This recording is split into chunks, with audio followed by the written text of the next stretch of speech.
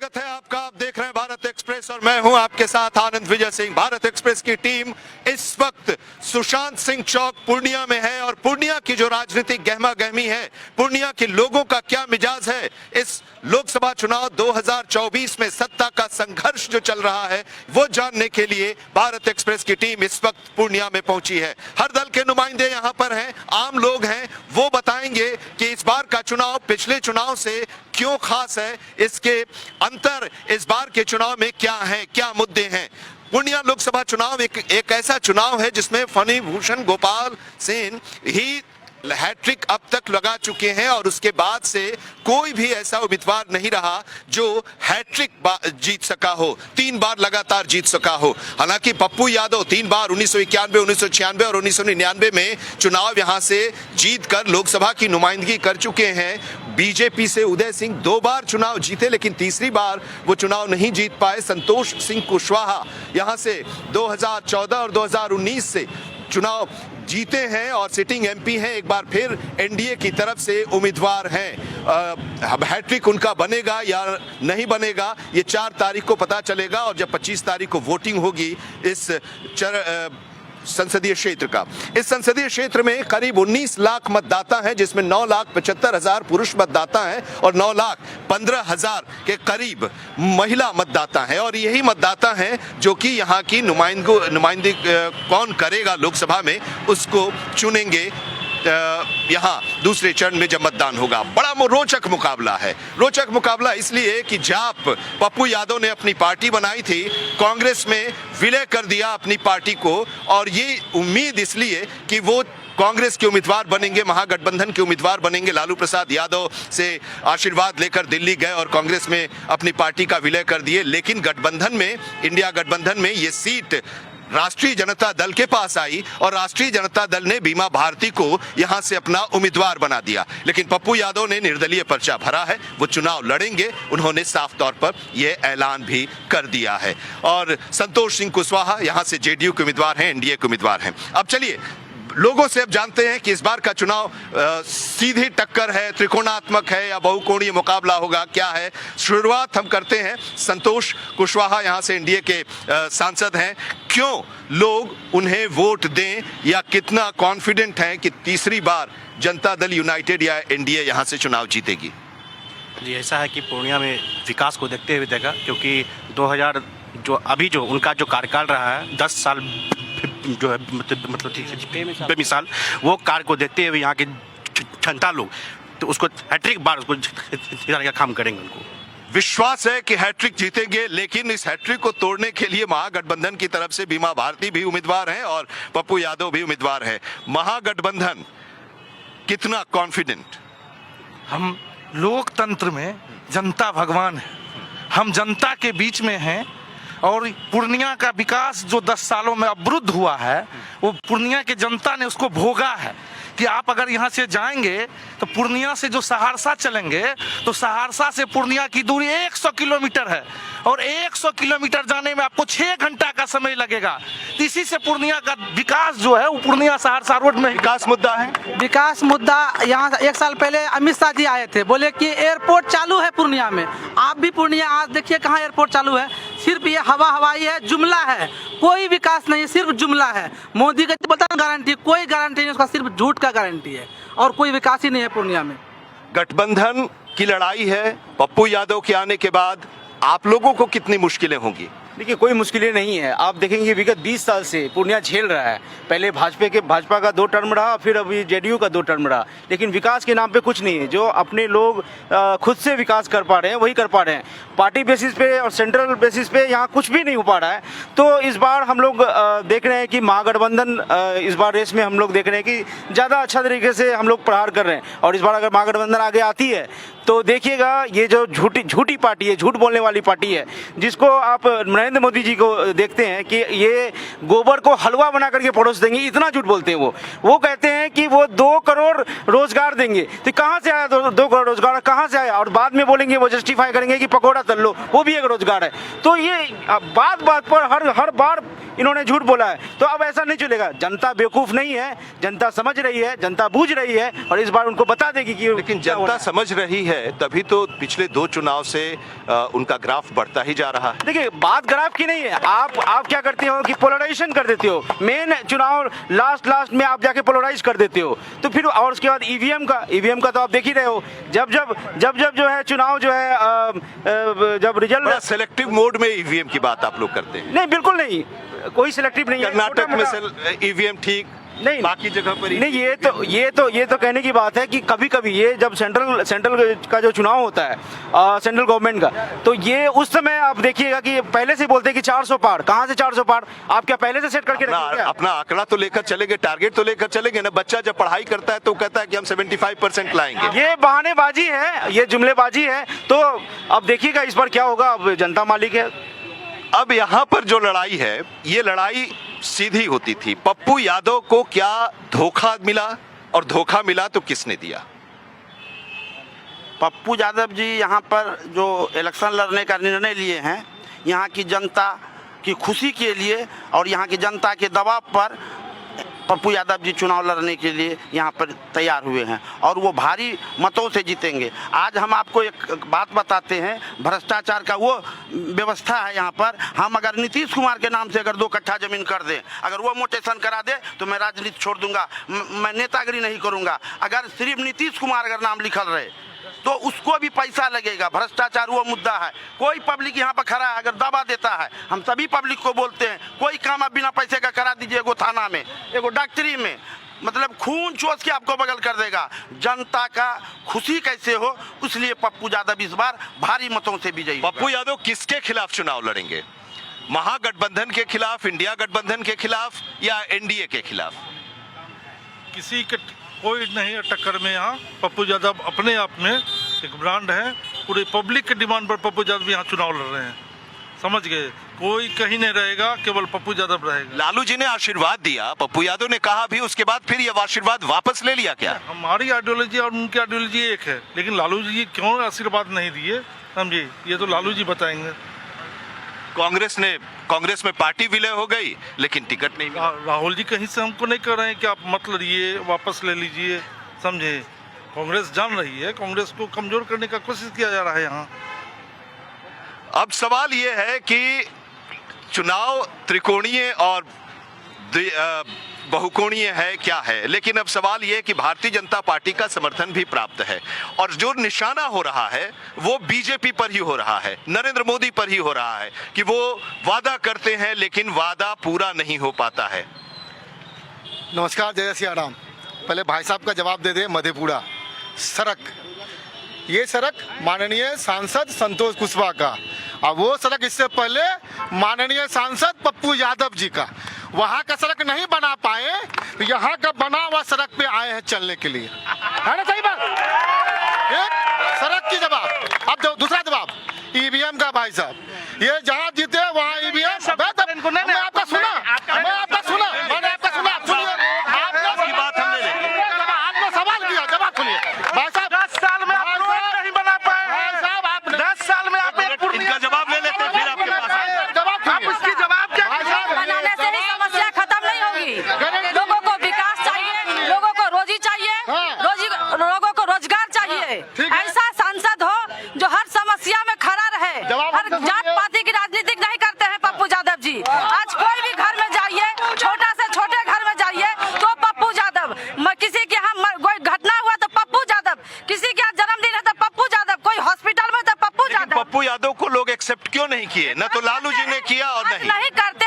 कल उनकी नॉमिनेशन में आप देखिए हजारों की संख्या में लोग थे। ये आप कैसे कहते? जनता मधेपुरा और सरसा से, मधेपुरा और सरसा से पूर्णिया की जनता, पूर्णिया का जनता कम हो गया, पूर्णिया का जनता भाई साहब कम हो गया, इसीलिए मधेपुरा और सरसा से लोग को लाया गया।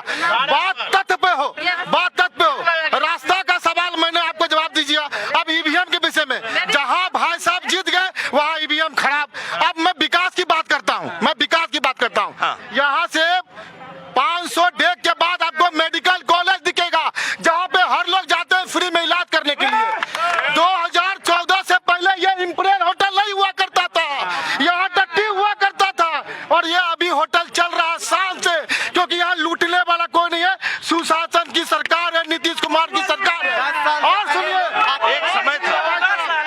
एक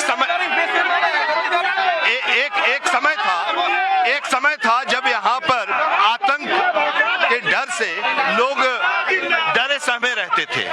एक समय था जब लोग अपराध या आतंक के डर से डरे सहमे रहते थे, उसमें बदलाव आया। कब लोग डरे सहमे रहते थे ये जो है हमें तो पता ही नहीं है। हम तो इतने बड़े हो गए, हमारा उम्र जो है अब लगभग 40 साल हो गया। लोग कभी बिहार में डरे सहमे नहीं रहते थे। ये कुछ लोग जो दबे कुचले वंचित समाज थे जिस पर लोग अपना राज करते थे, तो वो जब अपना प्रतिशोध करते थे दबे कुचले वंचित समाज, तो उसी वंचित समाज को दबा कुचला के जो रखने का काम करता था उसे डरे सहमे हुए लोग नजर आ रहे हैं। क्योंकि लालू यादव ने दबे कुचले वंचित समाज को आवाज देने का काम किया। वही आवाज आज लोग जो अपने अधिकार के लिए लड़ाई लड़े वही जंगल राज ये लोग कहते हैं। वो दबे बिल्कुल सही बात है। इन लोगों को पेट में दर्द हो रहा है। ये इससे पहले क्या था बिहार में? भाई साहब आधा गुलाबक आधा मार्केटिंग तो खत्म कर दिया भाई लोग। सारे लोग अपने घर बेच के चले गए, सारे लोग अपना घर द्वार बेच के चले गए। वो तो नीतीश कुमार दिया है, सुशासन की सरकार आई तो पलायन बंद हुआ। देखिए ये मोदी का जो वादा है और इरादा है, सुनिए इधर सुनिए, मोदी का जो वादा है इरादा है इस चाइनीज कंपनी के तरह आज है कल फिर टूट के भाग जाएगा। और दारू माफिया जो है सारा सिंडिकेट जदयू से आता है। हमसे पूछिए, जदयू सिंडिकेट दारू बेचने का काम करता है और इसलिए सरकार का बात बोल रहा है। होटल फोटल का जो बात कर रहा है सारा गलत धंधा जदयू करवाता है। देखिए आज ये लोग बोल रहे हैं, युवाओं को देखिए, युवा बेरोजगार है। युवा तो खासकर युवा हम लोग कहाँ है? हम लोग सड़क पे है। युवा लोग बोलते हैं आज हमारा विकास हुआ, कहाँ विकास कहाँ दिख रहा है? आज जितना देखिए युवा रोड पे घूम रहे हैं, लोग गलत काम में मजबूर हो गए हैं। भाई साहब आज हम लोग देखिए ये हम लोग संघर्ष कर रहे हैं, फिर से एक बार होगी महागठबंधन सरकार बनेगी। हम लोग चाह रहे हैं कि वो लोग कंफ्यूज है कि ये सुशासन बोले कि पलटासन बोले। ये सुशासन की सरकार है या पलटासन की सरकार, वो खुद तय करे। देखिए रह गया सवाल, हिंदुस्तान में सबों ने देखा है कि कोरोना काल से लेकर के मुजफ्फरपुर के चमकी बुखार और सड़कों पर चलते हुए साइकिल से 200 किलो वजन वाला आदमी छाती भर पानी में और रेमडेसिविर से लेकर के अस्पताल घाट में चलाने का काम किया। वो पप्पू यादव है। जवाब बोल रहे हैं भाई साहब, सुशासन का जवाब बता रहे हैं।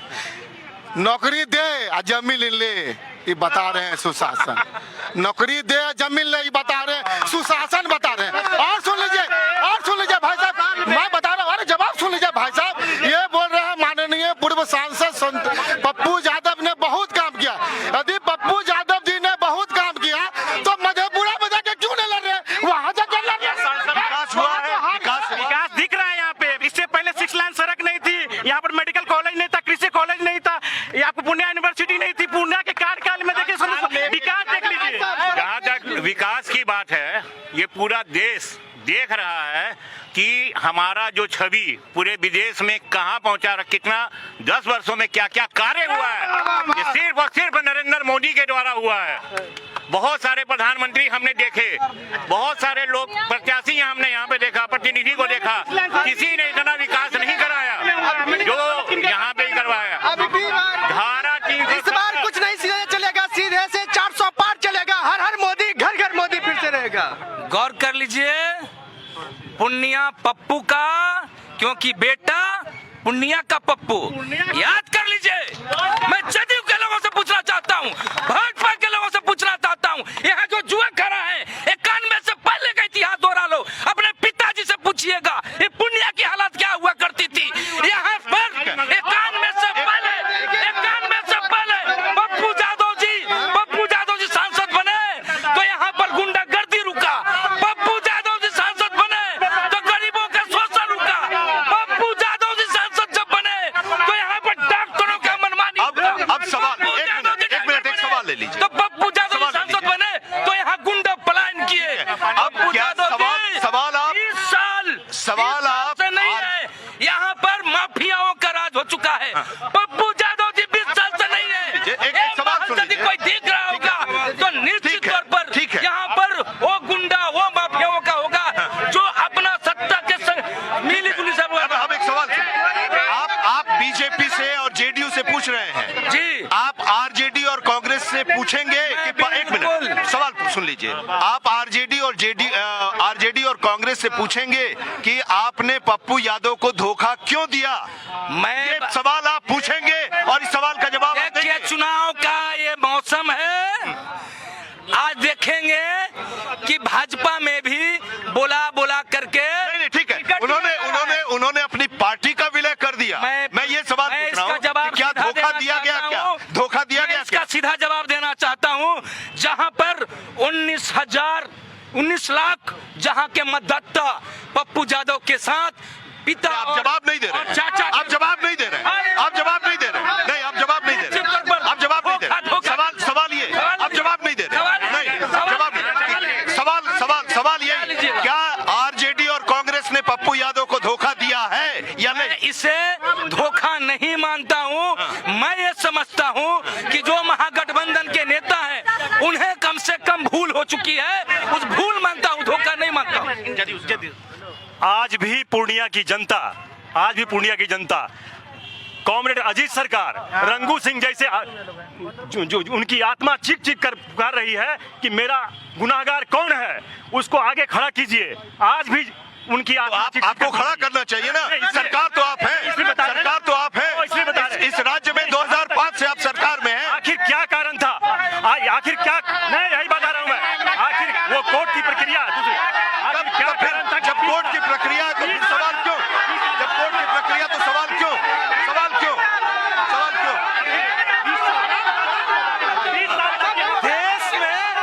देश का लोकतंत्र खतरा में है, देश का संविधान खतरा में है।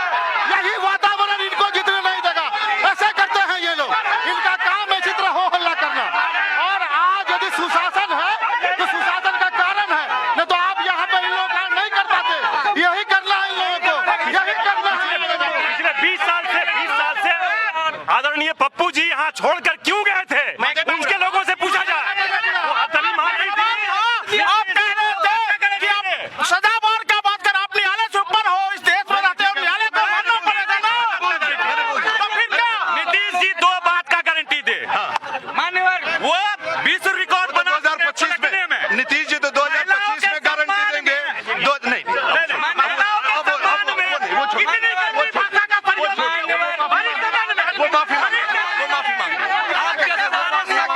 एयरपोर्ट बन गया, वो माफी मांगे। एयरपोर्ट बन गया कागजों में। अमित शाह ने बोला था कि पूर्णिया में एयरपोर्ट बन गया कागजों में। ये लोग बोलते हैं बीजेपी की बात, ये लोग बीजेपी के साथ भी रहे क्या नीतीश कुमार जी? यही नीतीश कुमार जी बोला, रुके आप रुके, बीजेपी को बोला है यही लोग, नीतीश कुमार सदन में, बीजेपी मतलब बड़का झुट्टा पार्टी, ये बीजेपी वाले को शर्म नहीं है, जिसको बोला बड़का झुट्टा। लेकिन ये बताइए कि यही बीजेपी अब आरजेडी और पप्पू यादव दोनों यहाँ से चुनाव मैदान में हैं, तो नुकसान तो होगा ना, फायदा तो दूसरे को होगा। बीजेपी का लोग पप्पू यादव को वोट देगा, बीजेपी का लोग पप्पू यादव को। देश में जो इस बार चुनाव होगा वो 2 ध्रुवों पर चुनाव होगा। देश का चुनाव 2 ध्रुव में, एक पेट की रोजगार का भूख मिटाने वाला, दूसरा धर्म और जाति के नाम पे लड़ने वाला।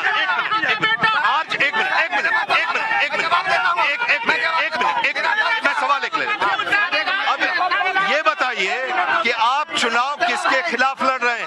आप चुनाव बीमा भारती के किसके खिलाफ? पप्पू यादव के खिलाफ कि संतोष कुशवाहा के खिलाफ? हम चुनाव देश को बचाने के लिए लड़ रहे हैं, संविधान को बचाने के लिए लड़ रहे हैं, और हर हालत में देश और संविधान को बचाना है, और भाजपा गठबंधन को हराना है, एनडीए गठबंधन को हराना है। पप्पू यादव रोड़ा है? कोई रोड़ा नहीं है, कोई रोड़ा नहीं है। पप्पू यादव जी पूर्णिया इसलिए आए पप्पू यादव जी। हाँ बोलिए। मैं कहना चाहूंगी कि जितने भी यहाँ पे लोग अपनी अपनी समस्या रखें, हल्ला गुल्ला ना करें, कि आपको भी हक जितना बोलने का, इनको भी उतना ही हक है, आपस में नहीं बहस करना। आप अपनी अपनी मुद्दा रखें। बोलिए। जहाँ तक पप्पू यादव जी की बात कर रहे हैं, कि पूरा प्रदेश, पूरा दिल्ली तक ये चर्चा का विषय है कि पप्पू यादव है। आखिर पप्पू यादव में क्या है जो सारा जनता उसके लिए इतना समर्पित, माने एक हुजूम में एक उत्साह है। ये लालू जी और कांग्रेस क्यों नहीं समझ पाई? ये नहीं समझ पाई, सबकी अपनी अपनी क्योंकि पार्टियां जब उम्मीदवार का चयन करती है तो उसी उम्मीदवार का चयन करती है जो कि जीतने वाला हो सकता है उनका कलम कहीं और कहीं चला गया हो लिखने में, मिस हो सकता है, लेकिन जनता जनार्दन है, जनता से बड़ा कोई भी नहीं है। और पप्पू यादव एक ऐसे नेता है जो हर दुख सुख में पूर्णिया के लिए खड़े रहते हैं। अच्छा, मोदी जी कहते हैं कि 4 जाति है, गरीब, युवा, किसान और महिला। महिला के लिए वो कई जनगणना क्यों करते हैं जब 4 जाति है तो?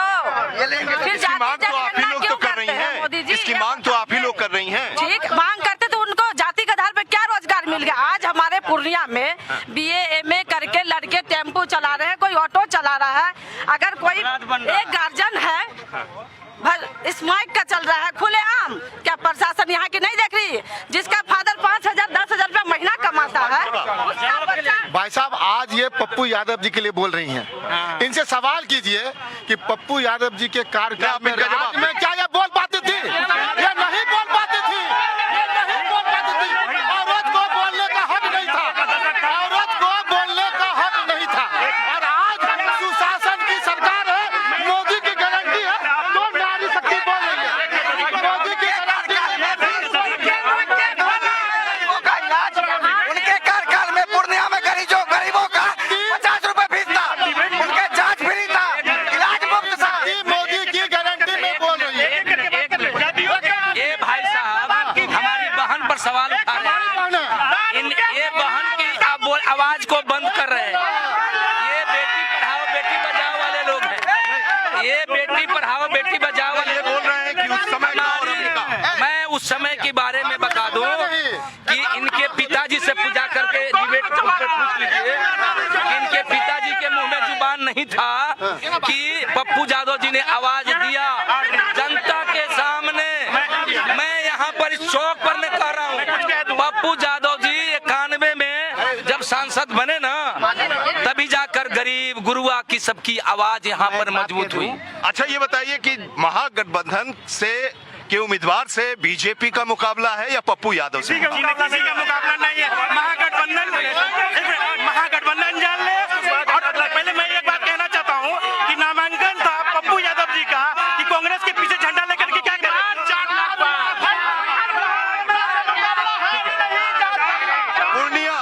पूर्णिया में 3 मेन उम्मीदवार हैं। जेडीयू से संतोष कुशवाहा, आरजेडी की बीमा भारती और पप्पू यादव ने